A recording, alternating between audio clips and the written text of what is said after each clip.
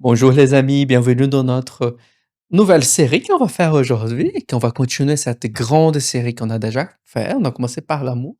C'est la grande série des fruits du Saint-Esprit. C'est une bonne idée parce qu'il y a quand même 9 mots qui sont là-bas, ce sont 9 fruits jusqu'à je me souviens, hein, et qui donc on peut faire 9 séries pour parler de chacun d'eux, de ces fruits, de cette le fruit en tout cas, c'est le fruit du Saint-Esprit qui a tout ensemble. J'oublie pas, c'est pas un pluriel. Mais donc on a déjà vu l'amour dans les épisodes précédents. Je vais mettre ici dessus, comme ça vous pouvez le voir si vous n'avez pas encore déjà fait. Mais ici, ça va être aujourd'hui sur la joie. C'est ça. Absolument. Le deuxième, Deuxième puisqu'on là. a fait déjà l'amour. Et C'est une bonne donc, idée, mon ami, sincèrement. je pense que oui, je pense que c'est très utile. Donc, on remet le texte, Mhm. Galates 5, 22 et 23. L'amour, la joie, la paix, la patience, la bonté, la bienveillance, la foi, la douceur et la maîtrise de soi. C'est beau. Donc, l'amour, on a déjà fait. Il Hmm. faut aller voir la vidéo précédente. Oh. Et puis, le deuxième fruit du fruit du Saint-Esprit, le fruit est au singulier, Mhm. bien qu'il y en ait 9. Ouais. C'est le fruit du Saint-Esprit. Pourtant, il y en a 9. Parce que le fruit est un. Hmm. Enfin, l'esprit est un. Mhm. Mais il a plein de facettes. Donc, il se divise en C'est quelque comme la sorte. pomme grenade. Tu peux la diviser en Ah oui, plusieurs oui. morceaux, hein. Et la grenade est un fruit biblique. Ah. Et puis on dit que la grenade, c'est l'image de la Torah. Ah ouais? Parce que chaque petit grain dedans, il y a les 613, il y a 613 grains, évidemment, voilà. Et que chaque grain, c'est un commandement de la Torah. Bon. Si tu me permets une question, mon ami, la traduction, parce que l'original est en grec. Oui. La traduction que tu lisais ici, elle vient d'où? Je me souviens plus quand on a fait l'amour. En Euh, hébreu, vers l'hébreu. ah, c'est une traduction d'une édition moderne. Ah! Donc c'est Voilà. comme les hébreux messianiques, les juifs messianiques, Voilà, les voient, oui, les tout à lisent. fait. Le Nouveau Testament, en hébreu, il y a 3 ou 4 versions, je ne sais Oh. plus. Mais il y a 2 versions qui ont été faites par des chrétiens Chrétiens occidentaux? occidentaux, Ok. je crois au XVIe siècle, pour Ah! évangéliser les Juifs. Ah! 16e, 17e, quelque chose comme ça. Je vais pas dire de Oui. Mais bêtises, celui-là que vous avez pris, que tu as mais pris, c'est mais moderne. celle-là, c'est l'édition, on va dire, du XXe siècle, Ok. faite par des Juifs. Ok. Ça, c'est pas l'édition occidentale, chrétienne, qui est aussi bien. Je l'ai aussi à la maison, j'ai lu. Mais moi, si je lis en Nouveau Testament en hébreu, je vais prendre celle traduite par des Juifs. C'est plus sage, hein. Et puis, oui, parce que je pense que c'est quand même leur langue et que Ils connaissent mieux. ils connaissent un peu mieux. Mais je m'amuse aussi parce que quand je regarde la traduction, leur traduction, Mhm. ben, je vois qu'ils sont confrontés, comme nous en français, quel mot je vais utiliser pour traduire le mot grec. Et c'est pas forcément qu'ils ont regardé dans la Septante Mhm. en disant dans la Septante c'est comme ça, on met comme ça dans le Nouveau Testament. Non. Mhm. Ils Des ont fois ça cherché. marche, et des fois je pense qu'ils prennent plus des mots qui leur parlent actuellement Mhm. que, disons, ils regardent dans l'hébreu biblique et la Septante, et puis voilà, c'est pas toujours Pas toujours évident, hein. mathématique. Ouais. Voilà. Des fois, moi je me disais, ah, ils ont pris dans la Septante, ils ont pris ah non, pas tout à fait. Surtout comme on verra, certains mots, ben, comme le quatrième, la patience, dans l'Ancien Testament, il y a 3 mots Ah. pour dire la patience. Ils en ont choisi un des 3 pour le Nouveau Testament. Ok. Voilà. Et même dans l'hébreu moderne, ils ont choisi un, ils mettent pas les 2 autres. Bon, merci déjà, mon ami, pour cette Voilà, petit donc souvenir. pour ce peut être bonne question. Ouais. Tu as mis quelque chose? Donc la deuxième, le deuxième fruit de l'esprit, c'est la joie. Hmm. Je pense pas, je suis convaincu que l'ordre il veut dire quelque Oh chose. oui, Si on met l'amour en premier, c'est parce que c'est quand même la base. on a bien parlé avant, l'amour, Euh, c'est au-dessus de c'est toute chose. l'essence de Dieu même. Et quand on va faire les trois premiers, d'ailleurs même en grec, si on regarde, Mmh. on voit que agapé, kara et rené, il y a une virgule. Ah oui, tu avais dit qu'il venait en groupe Voilà. des 3. Ça faisait, voilà, un groupe de trois. Macrotumia, Crestotes, Agathosune, virgule. Pistis, Mmh. Praotes, Encrateia, point. Ça fait 3 dont Donc ça fait 3. trois groupes de trois. Ouais. Donc normalement en grec on met des virgules à chaque mot. Enfin quand il y a des listes comme ça c'est virgule, virgule, virgule. Pas là. Donc je pense qu'il y a une volonté de faire ces trois groupes de trois. Et je pense qu'il y a aussi un sens que les trois premiers sont la base de la base, Mmh. mais la base de la base de la base, c'est l'amour, Mmh. qui ensuite peut faire tout le reste. Mais les trois premiers, amour, joie et paix, sont vraiment les trois fruits de l'esprit basiques. Mmh. Les autres, on voit que les autres sont beaucoup plus moraux. Il Tu vois, la patience, la bonté, c'est plus moral. Mmh. Tandis que la joie, moi, je vois jamais quelqu'un qu'on te dise sois bienveillant, Mmh. maîtrise-toi, Oui, sois doux, aie de la patience. Ok, mais jamais sois joyeux. Ben, parce que les sentiments, on peut pas contrôler la de joie, base, c'est pas hein. quelque chose qu'on peut ordonner à quelqu'un. Sois joyeux. Mmh. Sois dans la paix. Non, on peut pas commander. D'être patient, on peut faire quelque chose. Sois patient maintenant. Arrête de gigoter. Sois patient. Mais sois dans l'amour. Mmh. Montre de l'amour. Sois dans la joie. Sois dans la paix. C'est pas quelque chose qu'on dit à quelqu'un s'il est un peu angoissé. Sois dans la paix. On va dire ouais, rassure-toi. Oui.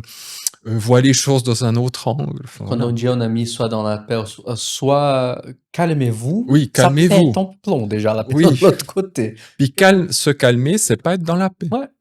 C'est autre chose.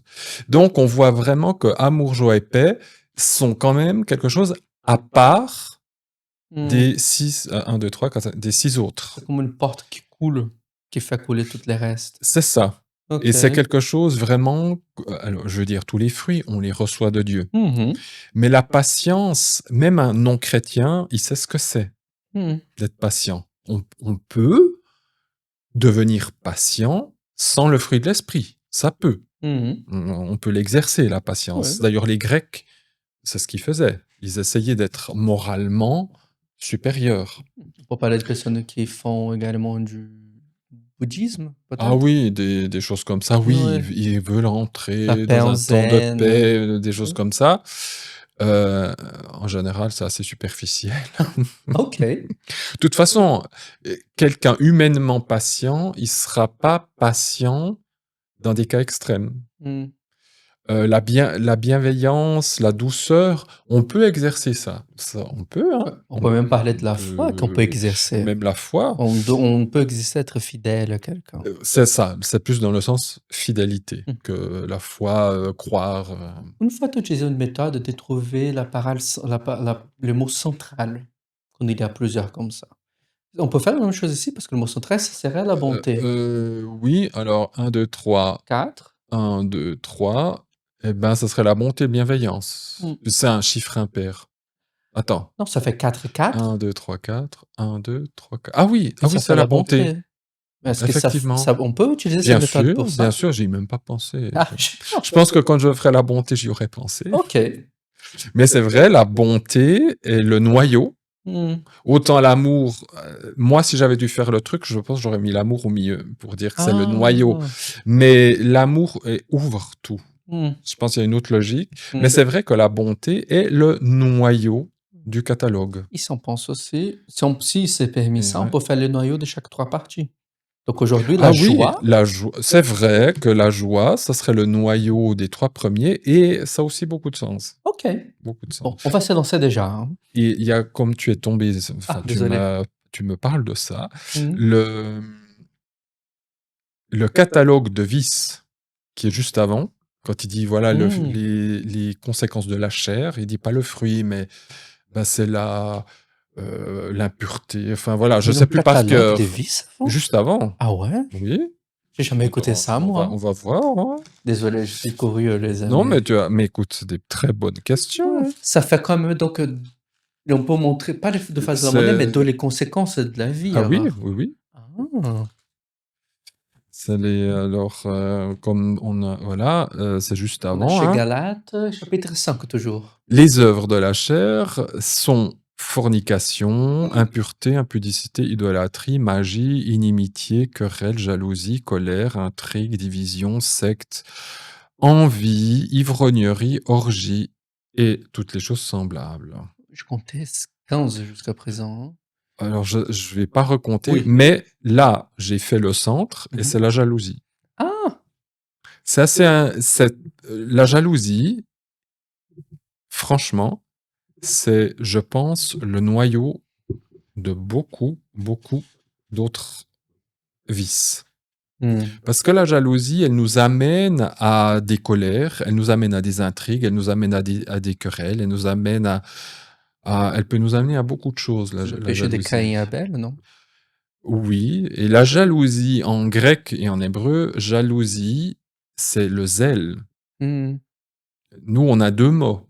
On a le zèle qui est plutôt positif, la Mmh. jalousie plutôt enfin négative, la jalousie. En grec et en hébreu, il y a qu'un seul mot. Mmh. C'est zèle. D'ailleurs, zèle, jalousie, Ah! ça vient du grec. Zèle, jalousie. Mmh. Et le zèle, ça signifie vouloir quelque chose que je n'ai pas. Mmh. Et donc, tu vas développer un zèle, tu vas faire plein de choses pour pouvoir acquérir ce que tu n'as pas. Alors, quand on voit le mot jalousie, on voit uniquement le côté négatif. Mmh. Je suis jaloux parce que la personne a ça, moi j'ai pas, etc. Mais le zèle, il peut avoir une apparence positive. C'est un autre mot, c'est la même chose. En grec et en hébreu, c'est le Mmh. même si c'est C'est pour positif. ça qu'il a le verset qui dit: «Dieu est jaloux de nous». Oui, En il a vérité, du il a du zèle, là, zèle il a pour du nous. zèle pour nous. Et par exemple, on peut avoir du zèle, je viens de relire hier Romains chapitre 10, Mmh. Paul dit, les Juifs ont beaucoup de zèle pour Dieu. Mmh. Ils ont de la jalousie. Mmh. C'est leur Dieu. Mais un zèle qui n'éclaire pas la connaissance parce qu'ils ne veulent pas, ils n'acceptent pas la parole du Messie. Mmh. Donc c'est un zèle qui n'amène pas la vie. Donc Mmh. ça tire vers une jalousie, mais mauvaise. Donc, en apparence, ils sont zélés pour la Torah, ils sont zélés pour leur Dieu d'Israël, etc. Mais c'est un zèle charnel. Mmh. Et il peut aller dans ce catalogue. C'est chaud. Donc voilà, le mot jalousie va un peu plus loin que juste la Bien de jalousie. montrer ça parce qu'on peut utiliser cette méthode alors de trouver le noyau et comprendre que c'est Oui, rentré. c'est vrai que moi je pensais pas Bon, à, hâte de vous voir au 5e épisode, sur ça, sur voilà, la sur bonté, la les 5e bonté, série, hein. la Bon, Christothèse. partons donc sur le noyau des 3, que c'est la joie. Alors, la joie, oui, et c'est vrai que j'avais dit l'amour, c'est l'essence, Oui, c'est la porte. la porte. Seulement, j'ai envie de faire une petite analogie avec l'automobile. Ah vas-y, apparemment dans cette chaîne on parle également de voitures, donc Oui, pourquoi pas, hein? justement. Et amour, joie et paix. Ah Oui, non! yeah. Non! Bravo. Bon, 2 secondes. On les amis, on a des retours. Désolé pour Lola, mais c'est gérable. Moi, je vois plus mon. Ah, tu dois passer tout à droite. Ah, Voilà, le voilà. Oui, parce qu'elle il est est dans là mon de nouveau. ordinateur. Ah, d'accord. Oui, je faisais une analogie avec l'automobile. Voilà. L'amour, c'est l'essence. OK. Le liquide que tu mets dans le réservoir, parce que l'essence, c'est ce qui va te faire aller de l'avant. L'essence, d'ailleurs, essence, c'est l'être de Dieu, c'est l'essence de Dieu, l'amour. Il est amour. C'est vrai. C'est pas dit il est joie, il Non. est amour. La joie, c'est le moteur. Ah! OK. Oui, le moteur qui va faire avancer les choses. Et donc, l'amour, c'est l'essence, et ça va alimenter le moteur, brrr, et ça va nous faire aller de l'avant. Et on verra ce que la paix est pour le reste de l'automobile. Mmh. Donc, la joie, c'est vraiment un moteur, et les Juifs disent, si tu n'as pas la joie pour servir Dieu, il vaut mieux arrêter. Ça sert à rien de faire ce que tu fais si tu n'as pas la joie Mmh. de ce que tu fais. Parce que sans la joie, on va vite s'aigrir, se fatiguer, être déçu, et puis faire les choses de manière légaliste, voilà. Donc c'est aussi, justement, qu'est-ce qui montre que quelqu'un, est dans le fruit de l'esprit, et sert le Seigneur d'une manière, je vais dire, correcte? En Mmh. général, c'est la joie qui manifeste. Ça va Si pas c'est une dire tête d'enterrement et comme ça, tu te dis: mmh. «Il y a un petit problème». Servir le Seigneur, on peut tous avoir le cafard, il y a pas de souci. On peut tous en avoir ras-le-bol des fois, il y a pas de souci. Mais on devrait normalement être animé de l'amour, de la joie et de Mmh. la paix. Et cette joie, normalement, elle devrait se voir. Ça peut être difficile, Oui, mais normalement, on essaie de traverser la vallée sombre c'est avec le ça. Christ. Et dans quelques versets que je vais donner, la joie, comme on dit, ne dépend pas des Oui, circonstances. c'est une décision, C'est une parfois. décision, oui, c'est une décision, mais aussi, cette joie, pourquoi est-ce que j'ai la joie? Mmh. C'est aussi, C'est vrai. c'est pas juste avoir la joie comme ça. Il y a quand on sait que Noël approche, quand on est un gamin surtout, qu'on va recevoir des cadeaux, on est tout excité. Mmh. Mais parce qu'on se voit déjà déballer les cadeaux, puis il y a la fête, il y aura un bon repas, nanana. Donc la joie, elle est aussi alimentée Mmh. par une espérance, elle est alimentée par un but. Mmh. Sinon, on va pas être très joyeux. Mmh. Et il y a un verset, alors, capital. Alors voilà, simra, kara en grec. Et c'est comme ça dans l'Ancien Testament? Oui, simra, ouais. OK. Simra, il y a pas il y a d'autres, verbes pour parler de joie, mais la joie kara, c'est simra, c'est la même chose.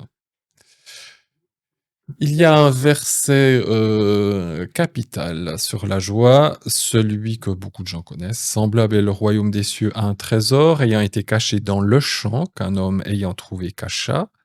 Et à cause de sa joie, il s'en va et il vend toutes les choses autant qu'il a et il achète ce champ-là». Je sais qu'on l'avait fait il y a quelques années, hein, Je me souviens plus à quoi. c'était toutes les paraboles de Matthieu 13. Ah!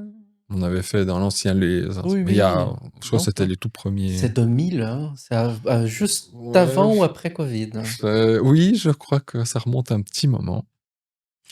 Et ce verset qui est connu, qu'on donne régulièrement à l'école du dimanche et qu'on interprète très mal, Ah oui?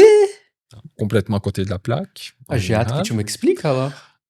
Souvent on dit, voilà, un homme trouve un trésor, va le cacher, et cetera. Alors, cet homme, c'est toi. Ouais. Et puis ce trésor, ben, c'est Jésus.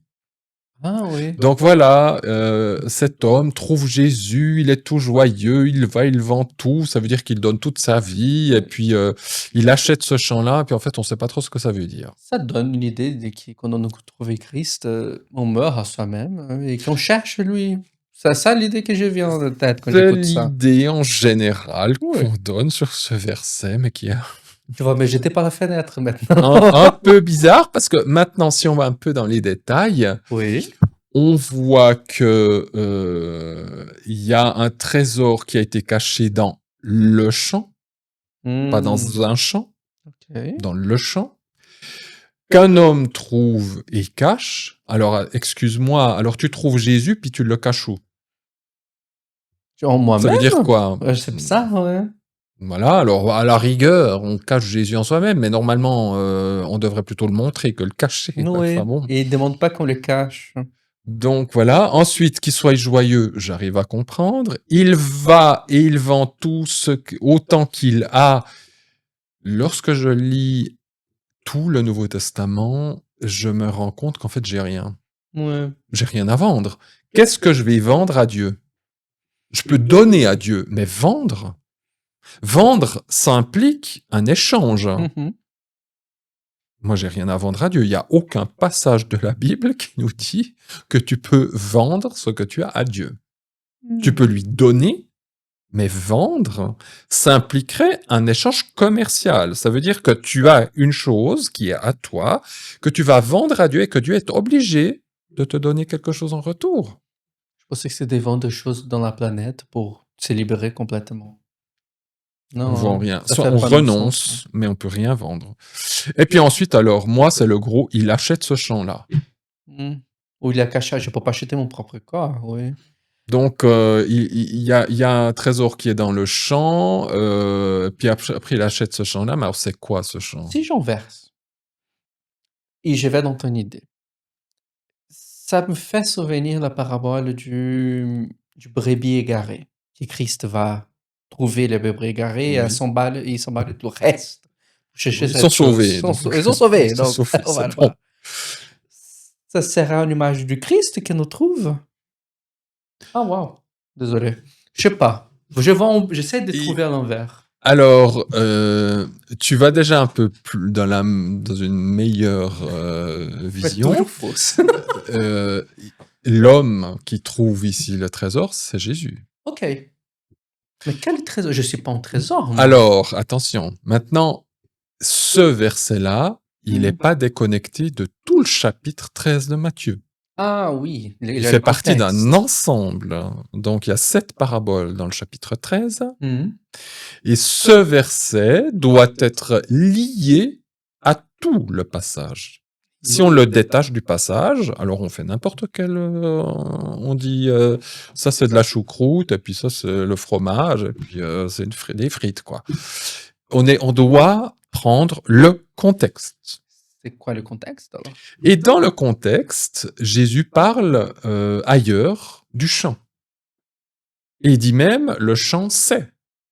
Dans une autre parabole, la parabole du semeur, Oui, c'est ça. la parabole de l'ivraie, le champ, il dit clairement ce que c'est. Il dit le champ, c'est le monde. Mmh. Donc, Jésus, il y a dans le monde un trésor caché. Il achète Mmh. ce champ-là. Donc, il achète le monde. Donc, si Ah. le pécheur que je suis achète le monde, moi, je comprends rien. Ouais. Donc, c'est clair que l'homme qui est là, c'est pas moi. C'est vrai qu'il C'est quelqu'un qui achète. il achetait le monde avec son corps, ouais. Justement, déjà, vendre et acheter, Il a un échange. jamais Paul va dire achetez Christ, achetez votre salut, ou vendez ce que vous savez pour acheter votre salut. Il n'y a que Jésus Mmh. qui peut vendre et acheter. C'est lui qui possède. Moi, je possède rien. Il m'a tout donné. Ensuite, nous avons le verbe ayant été caché. Ah, c'est Dieu qui a caché quelque chose. Exactement, c'est du C'est passif. du passif, C'est ouais. Dieu qui a caché quelque chose dans le monde, dans le champ. Et enfin, il n'a pas caché n'importe quoi, un trésor.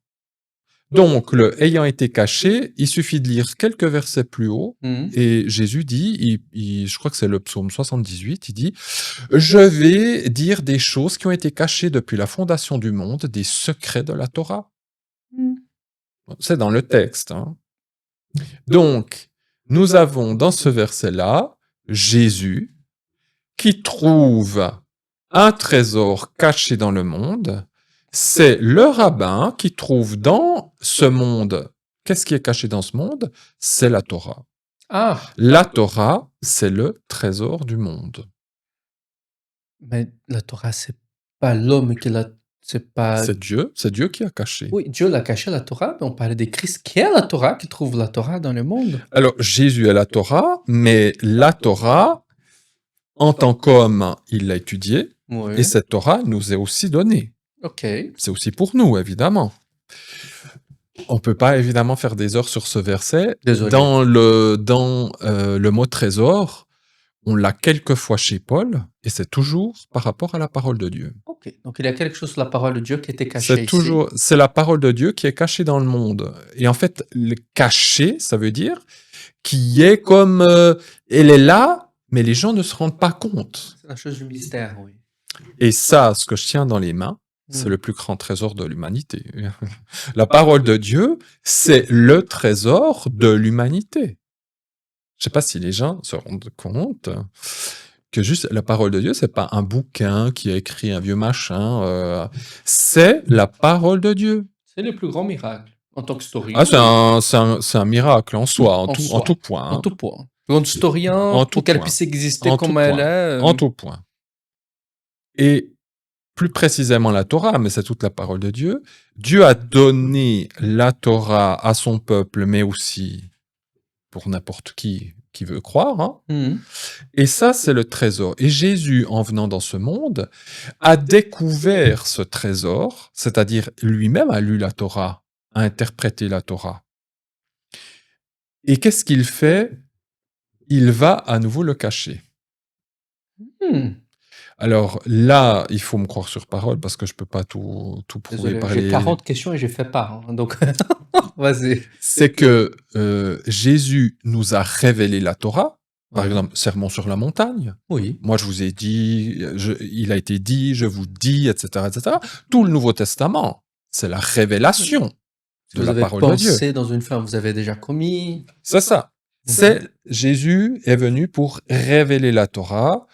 Ensuite, bien, il y a Paul. Enfin voilà, il nous révèle l'Écriture. Mais il a laissé des choses encore en mystère. Et voilà, c'est que maintenant, cette révélation, elle est à nouveau cachée. Dans le sens que Jésus en venant, les Juifs, est-ce qu'ils ont tous compris? Non, on a fait quand Est-ce même, hein. que maintenant, depuis 2000 ans de christianisme, est-ce que le monde entier dit « Ah, on a compris la parole de Dieu, mais tout est clair pour nous ?» Mmh. Ben non, On a fait pas 40. tellement plus qu'avant. Ouais. Ça signifie qu'en réalité, il y a un trésor qui a été caché, Jésus l'a révélé et il le recache à nouveau. OK. Il est venu, il est passé, il l'a révélé, il est reparti au ciel et c'est de nouveau caché. Mais maintenant, Paul nous dit que les trésors de la sagesse et de la connaissance sont cachés en Christ. Mmh. Ça signifie que ce trésor maintenant n'est plus caché dans le monde juif, dans le peuple juif. Maintenant, il est caché à nouveau. Il est caché dans le Messie, Qui, de certaine façon, est la Torah. qui est la Qui Torah. est la La parole. Torah vivante, la Ouais. Torah révélée. Et ça, c'est pas moi qui le dis, c'est Paul, il dit, c'est en Christ que sont cachés, il utilise le même verbe, tous les trésors, c'est lui qui le dit, tous les trésors de la sagesse et de la connaissance. Il le dit 2 ou 3 fois. Hmm. C'est pas tout à fait toujours la même chose, mais dans ses épîtres, il le dit 2 ou 3 fois. Donc, dans cette petite parabole, ce qui nous importe, c'est le centre. Et en grec, le centre, c'est à cause de sa joie. C'est le centre. Si on enlève semblable est le royaume des cieux, parce que c'est le titre, Ça fait le noyau. c'est le noyau Ça fait les deux pile côtés. Ça fait le de, milieu. de cette parabole. Et après Jésus s'en va, c'est Il y remonte les cieux. l'expression pour dire je m'en vais vers le Père. Il vend toutes les choses autant qu'il a. C'est que il est mort, il s'est donné entièrement à la croix. Il est devenu pauvre. Il a quitté la gloire de son ciel. Il est devenu comme Philippiens. Il est devenu un simple serviteur. Philippiens. Voilà. Et il achète ce champ. C'est ça le but. C'est d'acheter le monde. Jésus rachète le monde. Et c'est quelle joie qu'il a eue. Eh bien, justement, ça, c'est la joie de l'esprit. C'est le fait, Jésus, pour faire ce qu'il a fait, il devait être animé d'une énorme joie. C'est bien mis à cause de sa joie. À cause de sa joie, il quitte son ciel, il meurt pour nous, pour racheter ce monde, parce que c'est ça le but, c'est de racheter le monde. Et c'est ça qui lui provoque la joie. En fait, il voit le but Mais il sait que ça va être horrible à la croix. Il sait qu'il doit payer un énorme prix Mmh. pour ça. C'est pour ça qu'il vend et il achète. Parce que il va payer le prix. Mais il n'a pas été animé en disant ouais, faut que je le fasse. Voilà. Bien sûr qu'il y a aussi l'amour qui est là. Il nous aime C'est et il bien veut. sûr que c'était difficile dans le jardin de Gethsémane, mais pendant toutes les chemins, il était joyeux. Mais il l'a fait et c'est ça le moteur. L'essence, c'est l'amour, mais Mmh. son moteur, ça a été la joie. On voit alors, il est rare de voir Jésus rire dans l'écriture. Hein. On le voit plutôt pleurer, être un peu Angoissant, euh, hem, pas toujours très content. il parle avec Voilà. les Mais ça ne veut pharisiens. pas dire qu'il n'était pas animé de la joie. Mmh. De toute façon, pour un juif, ne pas être animé de la joie, c'est douteux. Hein. Tu dois être joyeux.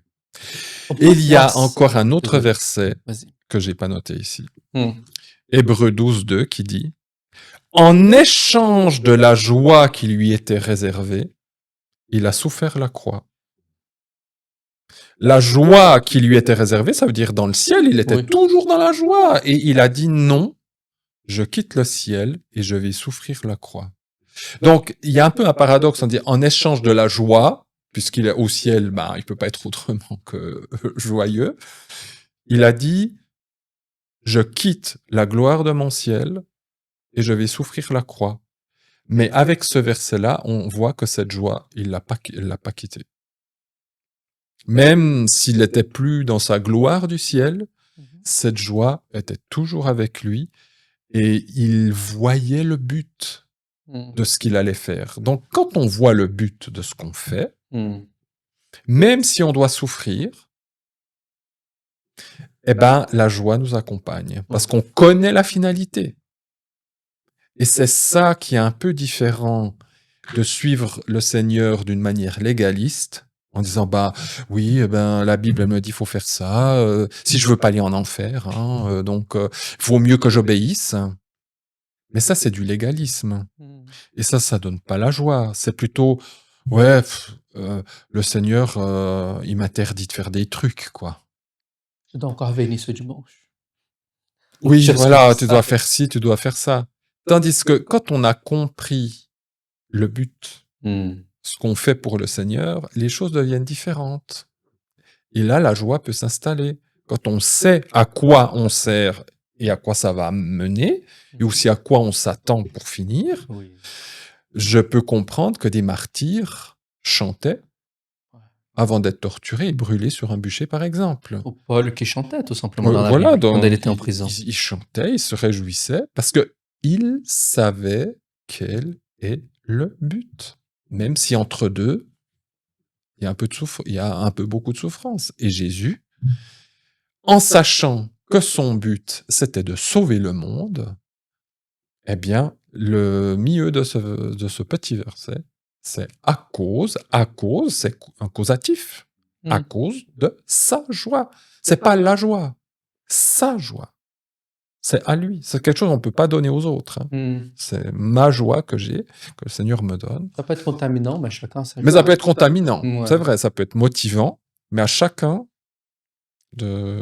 Je peux voir cette fin de verset d'une façon eucharistique, que Oui, la planète aujourd'hui, bien sûr, on est acheté par Christ, mais l'achat, je ne sais pas si je suis hérétique maintenant, mais l'achat, il est complet quand on va être jugé, à la fin des temps.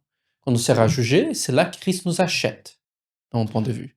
oui, On est on acheté l'est maintenant, déjà, oui, on a oui, déjà. mais ça sera effectif Effectif là-bas. au Je moment du comprends que je jugement. suis acheté Oui, maintenant, oui. mais pour moi, la transaction complète va être Ah finie oui, oui, là-bas. oui, le fin du fin, Et fin du donc fin. même la planète aujourd'hui, le champ, il n'appartient pas encore.